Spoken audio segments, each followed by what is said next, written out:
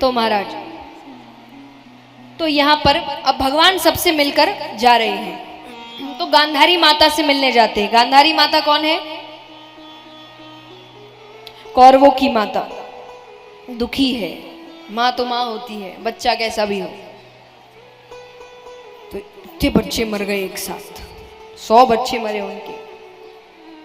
तो भगवान आए हैं, तो वो भगवान से कहती है कि तुम्हारी वजह से मेरे बच्चे मरे,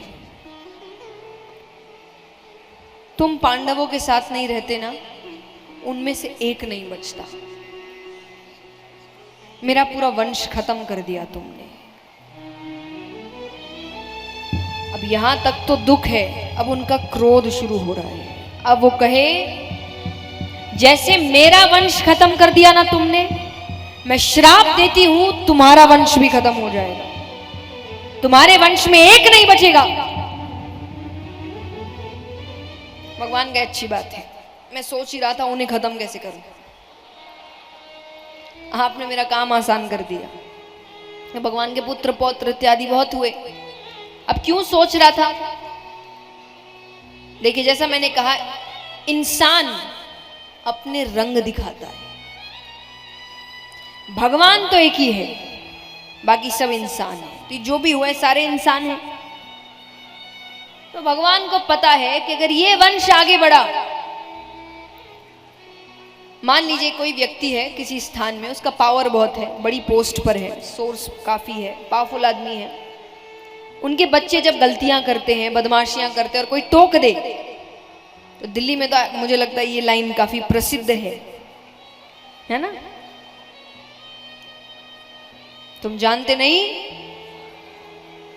इसको अगर थोड़ी सी मर्यादित भाषा में कहें तो तुम जानते नहीं मेरे पिता कौन है। ऐसे शब्दों का इस्तेमाल वैसे होता नहीं है, लेकिन आप समझ ही गए होंगे कि लाइन क्या होती है। कि बच्चा कह रहा है तुम जानते नहीं, तो छोटी सी जगह में थोड़ा सा पावर मिलने के बाद जब इतना अहंकार आ जाता है, तो वो तो भगवान के बच्चे हैं, पूरे ब्रह्मांड में कोई उनका कुछ नहीं बिगाड़ सकता। उनके अंदर कितना अहंकार आएगा। तो भगवान को था ऐसा वंश बढ़ना ही नहीं चाहिए आगे। और अगर उस वक्त भगवान ने खत्म नहीं किया होता, तो आज भी कोई परिवार होता जो कह रहा होता हम भगवान के वंशज हैं। भगवान को था मैं गया, मेरी कहानी पूरी खत्म यहां से। तो उन्होंने कहा तुमने मेरा काम आसान कर दिया। अब वो श्राप अपना असर दिखाता है। तो ये बच्चे सब खेल रहे हैं, तो देखते कुछ दूरी पर कुछ संतगण इकट्ठा हुए हैं। तो बच्चों ने सोचा थोड़ा हंसी मजाक करते हैं, इनको परेशान करते हैं। तो एक लड़के ने स्त्री का वेश बनाया, अपने पेट के आगे कुछ कपड़े लगाए, गर्भवती स्त्री का वेश बनाकर संतों के पास जा रहे हैं। दूसरा कहे ये मेरी पत्नी है, जरा बताना इसकी गर्भ में लड़का है कि लड़की। अब उनको भी पता ये कौन है, और ये वही कर रहे हैं जिस चीज का डर भगवान को था। तो संत कहते हैं कि आप अभी जाइए, हम जरूरी काम करें, बाद में हम भी खेलेंगे आपके साथ। ना संतों को इतनी जल्दी गुस्सा आता है, पर यहां वो कुछ कर नहीं सकते, मजबूर है, क्योंकि उनको पता ये भगवान के बच्चे हैं। तो भगवान ने योग माया को आदेश दिया कि आप इनके मस्तक पर बैठिए, इनको ऐसे क्रोध नहीं आने वाला, पर इनको क्रोध आना चाहिए।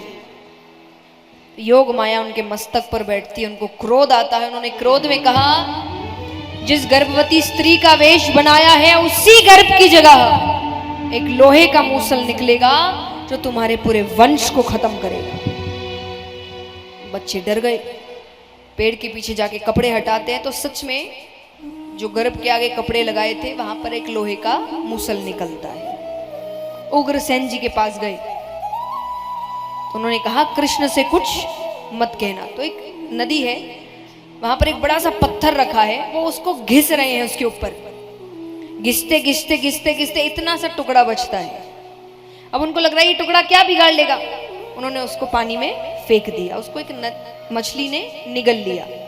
यहाँ जितने पुत्र पौत्र इत्यादि थे सब मदिरापान इत्यादि करते हैं, होश में नहीं है। एक का झगड़ा एक से हुआ, उससे तलवारें निकल गई, एक दूसरे को मारने लगे, सब ने एक दूसरे को मार के खत्म कर दिया। उसी बीच बलदाऊ भैया भी आते हैं। खत्म हो रही है ना चीजें, अब सबको जाना है, सब खत्म। अब वंश में बचा कौन? भगवान। जाना उनको भी है, और जिनका जन्म दिखाया है तो मृत्यु भी, क्योंकि भगवान को कौन मार सकता है, लेकिन जन्म दिखाया है तो मृत्यु भी दिखानी पड़ेगी कि गए कैसे। तो भगवान उससे पहले सबसे मिलते हैं। नंद बाबा, यशोदा मैया, देव की माता, वसुदेव जी, गोपियां, उद्धव जी, सबसे मिलकर गए। देव की माता ने कहा कि अभी तक मैं तुम्हारे लिए जीवित थी, अब तुम नहीं तो मेरे 6 बच्चे वापस करो, जिनको कंस ने मारा था। तो वो 6 बच्चों को वापस लेकर आते हैं, देव की माता को देते हैं। उद्धव जी से कहा, उद्धव जी ने कहा अभी तक तो आप धर्म की रक्षा कर रहे थे, अब कौन करेगा? तब कहते उन्होंने श्रीमद् भागवत के लिए उनसे कहा था कि मेरे बाद ये धर्म की रक्षा करेगा। इसकी लिखी हर बात, हर सीख जो जीवन में उतार लेगा वो हर व्यक्ति धर्म की रक्षा करेगा। और ये कहकर भगवान जा रहे हैं। अब एक पेड़ के नीचे लेटे हुए हैं। पेड़ की जो पत्तियां हैं, शाखाएं हैं, वो पूर्ण रूप से भगवान को ढक कर रखी है। सिर्फ भगवान के पैरों की मणि चमक रही है। अब जिस मछली ने वो हिस्सा निगला था उसको एक शिकारी पकड़ता है, काटता है, उसमें से वो हिस्सा निकालता है, उसको धार करके वो अपने तीर के आगे लगा रहा है। वही शिकारी सामने से जा रहा है। अब पैरों की मणि चमक रही है तो उसको लगा हिरण हो, हिरण की आंख है, तो उन्होंने वो ही तीर निकाला। तीर मारते हैं, तीर जाके भगवान के पैरों पर लगता है। अब भगवान खड़े होते हैं जाने के लिए। सभी देवी देवता भगवान को लेने आए तो वो रोने लगा। भगवान को कौन नहीं जानता, तो वो रोने लगा। वो कहे प्रभु मैंने आपको मारा। आज देखा जाए तो नाम किसका हुआ, भगवान को किसने मारा?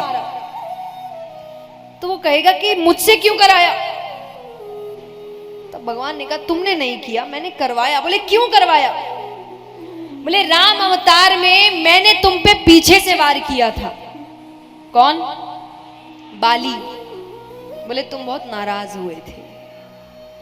कृष्ण अवतार में तुमने पीछे से वार कर दिया, मैंने तुमको मारा, तुमने मुझे मार दिया, हो गया हिसाब बराबर।